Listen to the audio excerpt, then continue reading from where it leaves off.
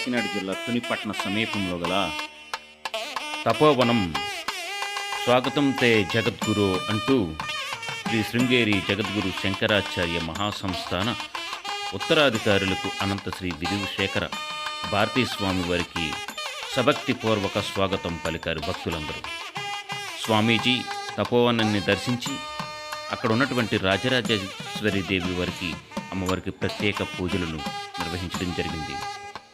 తదుపరి భక్తులందరికీ కూడా ప్రసాదాన్ని వితరణ చేసి భక్తుల్ని ఆశీర్వదింపచేశారు స్వామీజీ.